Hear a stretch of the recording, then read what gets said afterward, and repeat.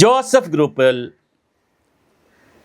തീർച്ചയായിട്ടും UDF-ൽ നിർണായകമായൊരു സ്ഥാനം വരും. PJ ജോസഫ് അവർകൾ സാറ് മത്സരിച്ചിട്ടില്ല.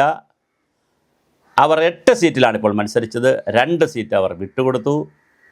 ഇടുക്കി ഉൾപ്പെടെ 2 സീറ്റ് അവർ UDF-ന് കൊടുത്തു. അങ്ങനെ ഒരു രക്തസാക്ഷിത്വം അവർ വരിച്ചത് കൊണ്ട് തന്നെ അവർക്ക് വേണമെങ്കിൽ 2 മന്ത്രിയെ ചോദിക്കാം. അതിനുള്ള സാധ്യത ഉണ്ട്, ചോദിച്ചേക്കാം. അല്ലെങ്കിൽ ഒരു മന്ത്രിയും ഡെപ്യൂട്ടി സ്പീക്കർ മിക്കവാറും CPM-ൽ തന്നെ ആയിരിക്കും, അല്ല കോൺഗ്രസിൽ നിന്ന് തന്നെ ആയിരിക്കും. ഒരു ഡെപ്യൂട്ടി സ്പീക്കർ ചോദിക്കാം. ഇനി ഡെപ്യൂട്ടി സ്പീക്കറായിട്ട് ലീഗുകാരെങ്കിലും അവകാശവാദം ഉന്നയിക്കുമോ എന്നറിയില്ല. ഉന്നയിച്ചില്ലെങ്കിൽ ഡെപ്യൂട്ടി സ്പീക്കറായി വേണമെങ്കിൽ അവർക്കൊരു അവകാശം ജോസഫ് ഗ്രൂപ്പിൽ നിന്നുണ്ടാകാം. അല്ലെങ്കിൽ 2 മന്ത്രിയെ ചോദിക്കാം. 2 മന്ത്രി ആയാലും ഒരു മന്ത്രി ആയാലും അവരുടെ പ്രയാസമെന്ന് പറയുന്നത് 3 നേതാക്കൾ ഒരുപോലെ പുര നിറഞ്ഞു നിൽക്കുകയാണ്. 3 പേർ പുര നിറഞ്ഞാൽ പിന്നെ ആരുടെ കല്യാണം നടത്തണമെന്നുള്ളൊരു പ്രശ്നം വരും. ഒന്നാമത് പുര നിറഞ്ഞു നിൽക്കുന്നത്, ഏറ്റവും ആദ്യം നിൽക്കുന്നത് മോൻസ് ജോസഫ് തന്നെയാണ്. അപ്പോൾ പുര നിറഞ്ഞു നിൽക്കുന്നുണ്ട്, സ്വാഭാവികമായിട്ട് മോൻസ് ജോസഫിന് തന്നെ കൊടുക്കേണ്ടതാണ്. അദ്ദേഹം നേരത്തെ മന്ത്രിയൊക്കെ ആളാണ്.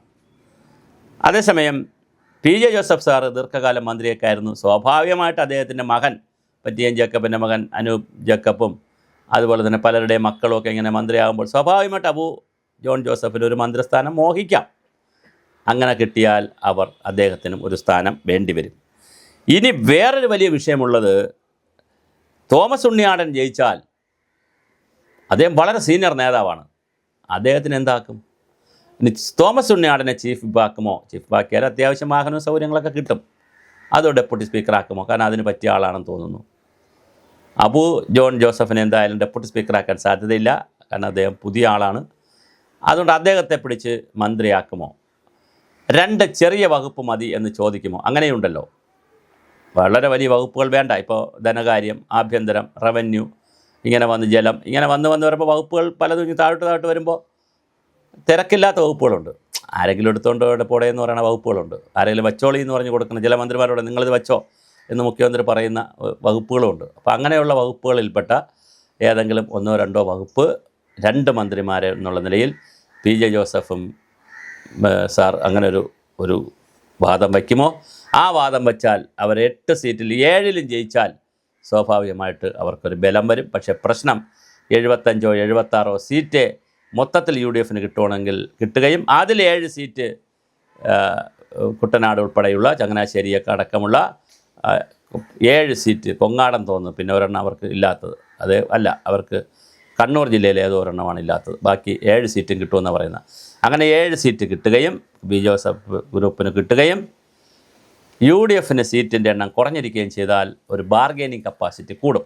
അങ്ങനെ ബാർഗൈൻ ചെയ്യുമ്പോഴും 3 പേർക്ക് എന്തായാലും സ്ഥാനം കിട്ടാൻ, മന്ത്രി, ചീഫ് വിപ്പ്, ഡെപ്യൂട്ടി സ്പീക്കർ, ഈ സ്ഥാനങ്ങൾ വെച്ച് നോക്കുമ്പോൾ 3 പേർക്ക് കിട്ടാൻ എന്തായാലും സാധ്യതയില്ല.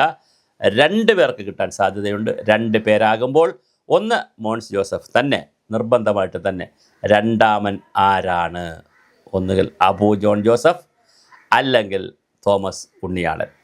ഇതിലാരാണ് വരുന്നത്? ഇനി പാർലമെൻ്ററി പാർട്ടി ലീഡറായിട്ടും അവരാരെയായിരിക്കും തിരഞ്ഞെടുക്കുക? അങ്ങനെ ഓരോ പാർട്ടിക്കും പാർലമെൻ്ററി പാർട്ടി ലീഡറുണ്ടല്ലോ. പാർലമെൻ്ററി പാർട്ടി ലീഡറായിട്ട് ആരെ തിരഞ്ഞെടുക്കും? അപ്പോൾ 3 പേർ പുര നിറഞ്ഞു നിൽക്കുന്നു.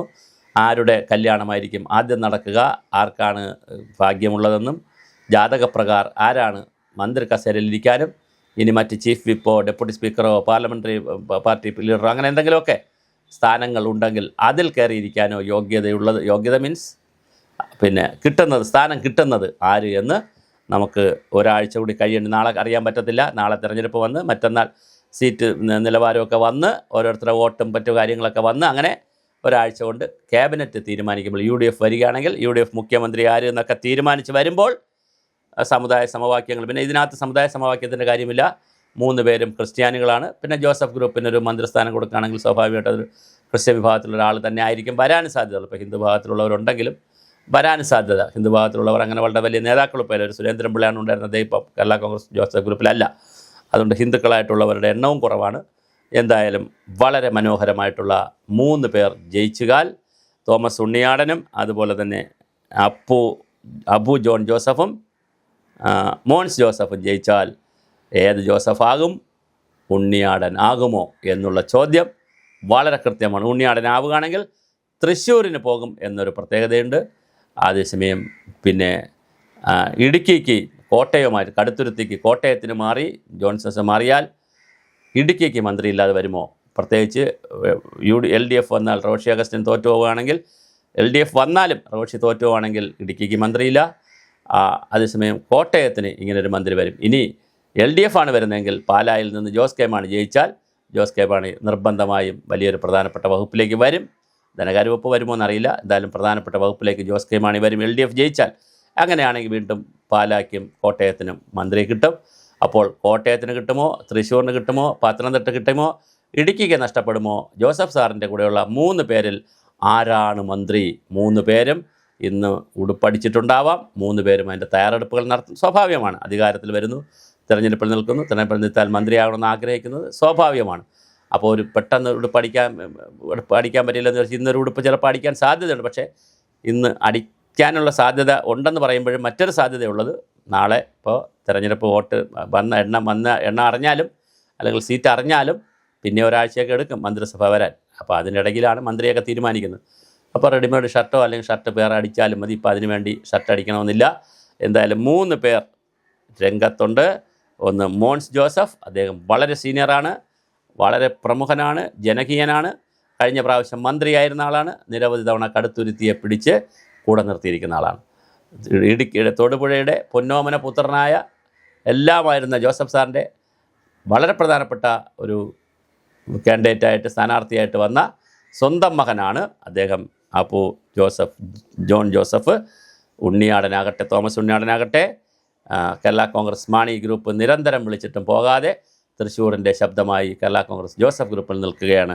അപ്പോൾ 3-ൽ ആരാണ് മുമ്പൻ?